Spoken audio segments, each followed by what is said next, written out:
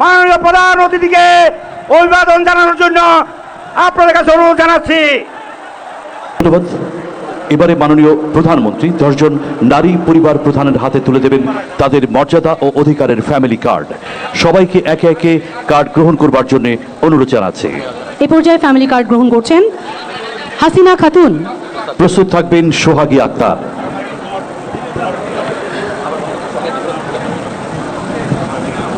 Family card গ্রহণ করছেন হাসিনা খাতুন। প্রস্তুত থাকবেন সোহাগী আক্তার। এরপরই প্রস্তুত থাকবেন ফাতেমা খাতুন এবং আমিনা খাতুন। এরপর আসছেন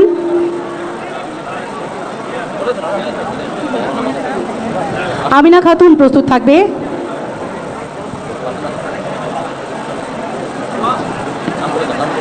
এরপর আসবে মোকসেদা বেগম, প্রস্তুত থাকবে মনোয়ারা বেগম। প্রস্তুত থাকবেন মাহমুদা খাতুন। প্রস্তুত থাকবে মাহমুদা খাতুন, তারপর প্রস্তুত থাকবে তাসলিমা।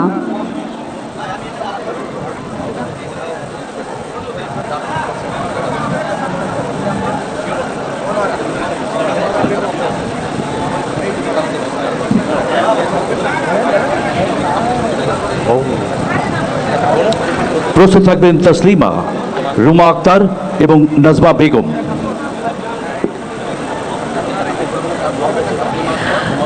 ফ্যামিলি কার্ড গ্রহণ করবেন রুমা আক্তার, তারপর আসবে নাজমা বেগম। এ পর্যায়ে গ্রহণ করছে তাসলিমা।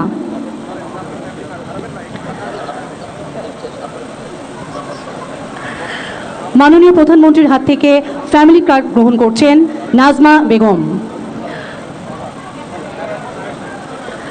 সর্বশেষ কার্ড গ্রহণ করছেন নাজমা বেগম।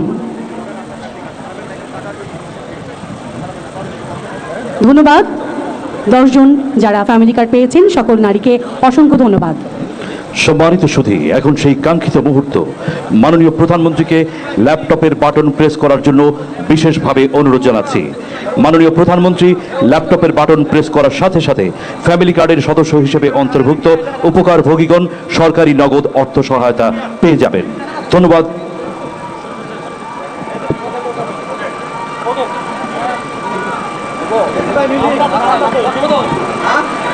প্রিয় ভাই বোনেরা, এই যে এই ল্যাপটপে কম্পিউটার এটা তৈরি আছে, আমি এখন এখানে বোতামটা টিপবো আর একই সাথে আরো 20টা জেলায় সর্বমোট আজকে ইনশাল্লাহ 15,000 মায়েরা এই ফ্যামিলি কার্ড পাবে।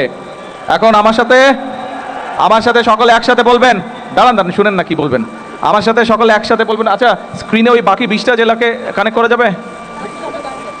বাকি 20টা জেলা আপনারা রেডি আছেন? আচ্ছা ঠিক আছে। আমার সামনে যারা উপস্থিত আছেন আপনারা, ডেপুটি স্পিকার সাহেব আপনাকে দেখতে পাচ্ছি, আপনি রেডি আছেন? নেত্রকোনা আপনি হাত তুলেন। আচ্ছা, অন্য যারা আছে, স্বাস্থ্যমন্ত্রী রেডি আছেন? বসেন, আপনি বসলে হাত দেখতে পাবো। আচ্ছা, মোশাররফ স্যার আছেন? মোশাররফ স্যার রেডি আছেন আপনি কুমিল্লায়? আচ্ছা, আমাদের বিদ্যুৎ প্রতিমন্ত্রী, আমাদের মন্ত্রী প্রতিমন্ত্রী দুইজনেই আছে। তারপরে আমাদের লেবার মন্ত্রীকেও, আরিফ সাহেবকেও দেখতে পাচ্ছি। ঠিক আছে, এখন আমরা এইটা বোতামটি দেবো। তার আগে বিসমিল্লাহির রহমানির রহিম বলতে হবে। আমি 1 2 3 বলবো, আপনারা সাথে সাথে সবাই একসাথে বিসমিল্লাহির রহমানির রহিম বলবেন। ঠিক আছে, 1 2 3 বিসমিল্লাহির রহমানির রহিম।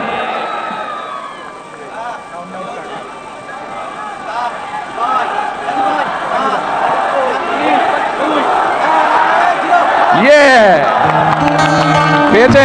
আপনারা অন্য জেলায় আপনাদের কাছে গিয়েছে, ওখানে যারা আছে সারা বিশ্বের এদের মোবাইলে যাবে, তো আপনাদের মোবাইলে গিয়েছে? মোবাইল দেখেন যারা যারা পাবেন। মোবাইল আসছে? আচ্ছা, সবার মোবাইলে অন্য 20টা জেলা আছে, আপনারাও দেখেন আপনাদের ওখানে যারা পাবার কথা 20টা। হ্যাঁ, সামনে যারা বসে আছেন আসছে? ও বলেন আলহামদুলিল্লাহ। আল্লাহ শুকরিয়া আদায় করেন, বলেন আলহামদুলিল্লাহ। হ্যাঁ আলহামদুলিল্লাহ। হ্যাঁ, এটা তো সবাই পাবে। হ্যাঁ, সবাই পাবে। জি, অন্য জেলা যারা আমাদের সাথে কানেক্টেড আছেন আপনারা হাত তুলে আমি বুঝতে পারবো ওখানে সবাই পেয়েছে। চেক করেছেন সবাই? যাদেরকে আমরা দেখতে পাচ্ছি আপনারা হাত তুলেন। আলহামদুলিল্লাহ, ঠিক আছে। এবার কি নেক্সট প্রোগ্রাম? ধন্যবাদ মাননীয় প্রধানমন্ত্রী ফ্যামিলি কার্ড কার্যক্রমের শুভ উদ্বোধন করবার জন্য। এ পর্যায়ে আজকের এই মঞ্চে যে সকল 10 জন নারী ফ্যামিলি কার্ড গ্রহণ করেছেন তাদের অনুভূতি শুনব। আমন্ত্রণ জানাচ্ছি রুমা আক্তারকে। তাদের মধ্যে থেকে আসছেন রুমা আক্তার। বিসমিল্লাহির রহমানির রহিম। আসসালামু আলাইকুম। মা ও বোনেরা সকলকে ভালো আছেন নি আপনারা? আমার এই সরকার মাহমুদ ইউনিয়ন প্রেসিডেন্ট সরকার তারেক রহমান, তাকে আমি সালাম জানাইলাম। আমরা সকলকে আপনারা ভালো আছেননি? আমরা আপনাকে ফ্যামিলি কার্ড সকলকে দোয়া করবেন। তার মা ও বাবা মারা গেছে, আপনারা আমরা সবাই দোয়া করবেন তার মা বাবা যেন জান্নাতবাসী হয়, তাকে আল্লাহ ব্যস্তে নসিব করে, ব্যস্ত নেয় আল্লাহ। সকল দোয়া করবেন আপনারা। আমি রাজরাজেশ্বর ইউনিয়নের এক মহিলা, আমি বলতে আছি, আমি মোহাম্মদ তারেক রহমানের উদ্দেশ্যে আমাকে একটা ফ্যামিলি কার্ড দেওয়া হয়েছে। তার জন্যে আমরা সকলকে খুশি হয়েছি, আনন্দ হয়েছি। ঈদের উপলক্ষে আমাকে টাকা দেওয়া হয়েছে, তার জন্য আমরা খুশি হয়েছি। সবাইকে দোয়া করেন। ধন্যবাদ। হ্যালো হ্যালো ধন্যবাদ সুধীবৃন্দ। এবারে সংক্ষিপ্তভাবে অনুমতি প্রকাশ করবার জন্য আহ্বান জানাচ্ছি মনোয়ারা বেগমকে। বিসমিল্লাহির রহমানির রহিম। আসসালামু আলাইকুম। আমি রাজরাজেশ্বর ইউনিয়নের 6 নং ওয়ার্ডের একজন নারী। আজকের দিনটি আমার জন্য অনেক আনন্দের একটা দিন, কারণ আজকে বেগম খালেদা জিয়ার পুত্র জনাব তারেক রহমান আমাদের হাতে ফ্যামিলি কার্ড তুলে দিয়েছেন। আমরা এই ফ্যামিলি কার্ড পেয়ে অনেক আনন্দিত। এই ফ্যামিলি কার্ডের টাকা দিয়ে আমরা আমার বাচ্চাদের পড়াশোনা করাতে পারবো, অসুস্থ হলে ডাক্তার দেখাতে পারবো, এবং বাড়িতে খাবার না থাকলে আমরা খাবার কিনে আনতে পারবো। আমাদের অন্যান্য অনেক কাজে আমরা ব্যবহার করতে পারবো। আমরা নারীরা অনেক সম্মান পাইছি এই ফ্যামিলি কার্ডের মাধ্যমে। আমাদের স্যারকে অনেক অনেক ধন্যবাদ, তার কাছে আমরা কৃতজ্ঞতা জানাই। তার ফ্যামিলির সবার জন্য দোয়া রইল। আমাদের বেগম জিয়ার অনেক দোয়া করি, উনি যাতে জান্নাত বেশি আল্লাহ করুক। বাংলাদেশ জিন্দাবাদ। অসংখ্য ধন্যবাদ মনোয়ারা বেগম আপনাকে। প্রিয় সুধী, এখন আজকের অনুষ্ঠানের সম্মানিত সভাপতি, সমাজ কল্যাণ মন্ত্রণালয়ের এবার অনুষ্ঠানের প্রধান অতিথি গণপ্রজাতন্ত্রী বাংলাদেশ সরকারের মাননীয় প্রধানমন্ত্রী জনাব তারেক রহমান এমপিকে মূল্যবান ভাষণ প্রদানের অনুরোধ জানাচ্ছি। মাননীয় প্রধানমন্ত্রী। বিসমিল্লাহির রহমানির রহিম।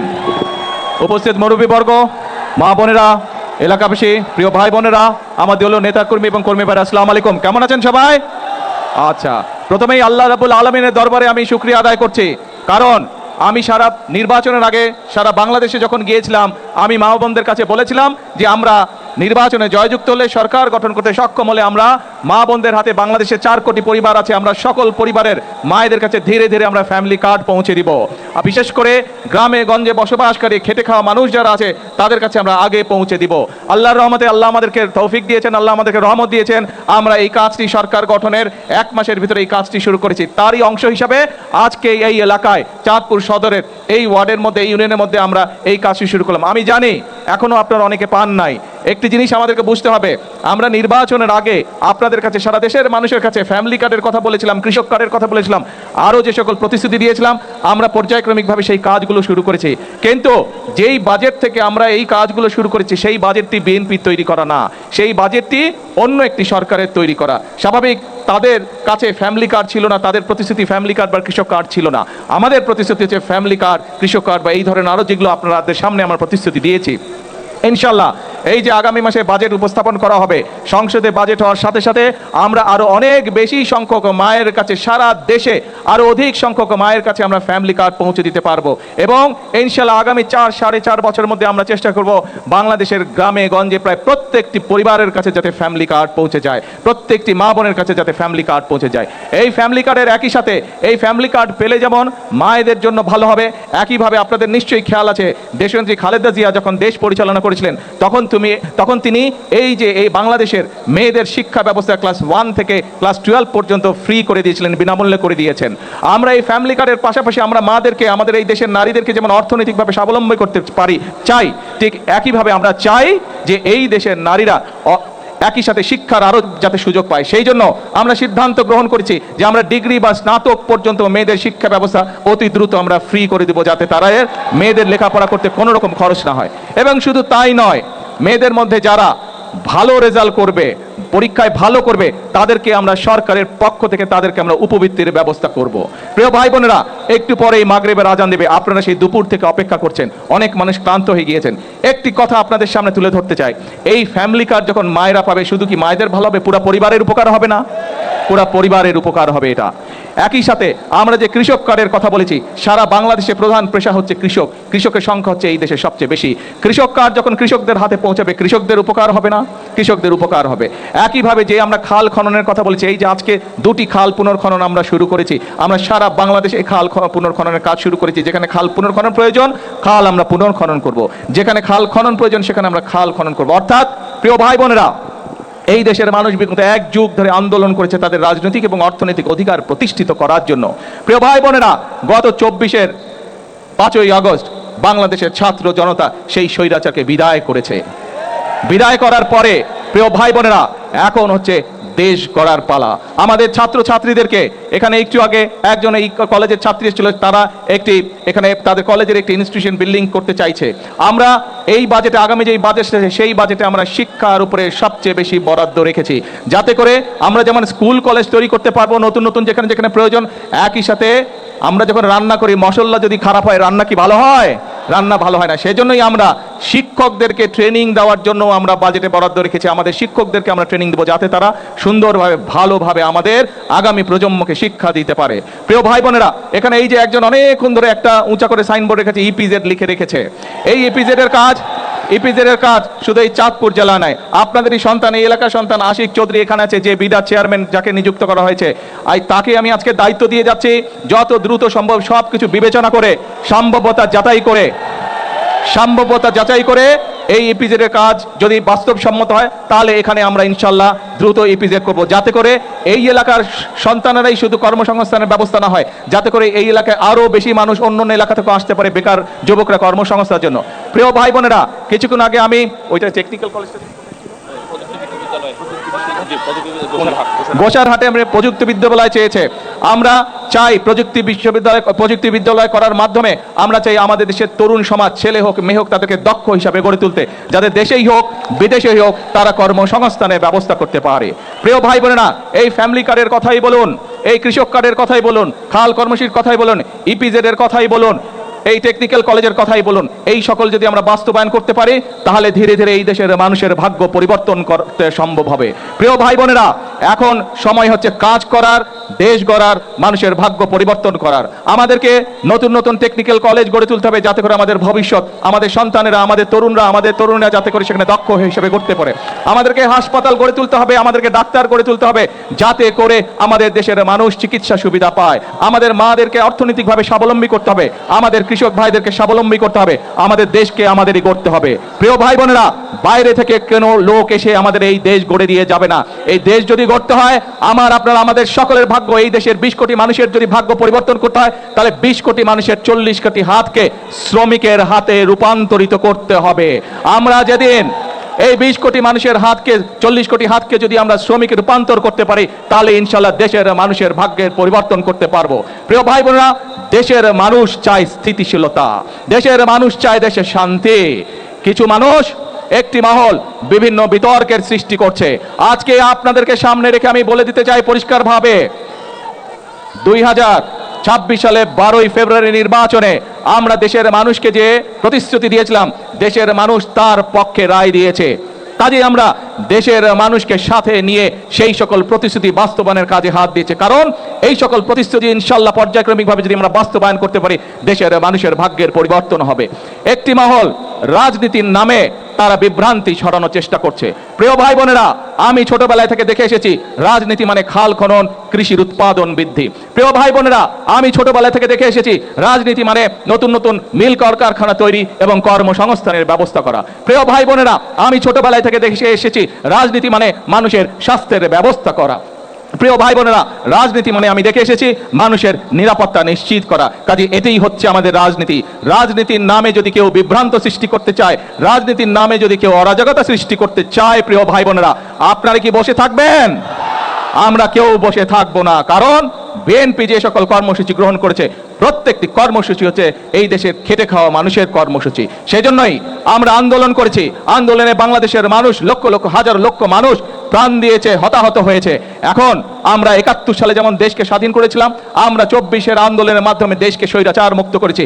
এখন হচ্ছে আমাদের দেশ গঠনের পালা, এখন হচ্ছে আমাদের মানুষের ভাগ্য পরিবর্তনের পালা। কাজেই আমার এই রাজনীতির সাথে, দেশের মানুষের ভাগ্যের পরিবর্তনের রাজনীতি, দেশ গঠনের রাজনীতি, এই রাজনীতির সাথে আপনারা কে আছেন? হাত তুলুন। আসুন আজকের এই জনসভায় আমরা প্রতিশ্রুতিবদ্ধ হই, এই রাজনীতিকে কেউ যাতে বাধাগ্রস্ত না করতে না পারে। সেজন্যই আমরা একটি কথা বলে থাকি, করব কাজ গৌরব দেশ সবার আগে। স্লোগানটা কি হলো? করব কাজ সবার আগে। এটাই হোক আজকের এই জনসভার আমাদের প্রতিশ্রুতি, এটাই হোক আমাদের প্রতিজ্ঞা। আসুন সামনের দিন দেশ গড়ার রাজনীতি।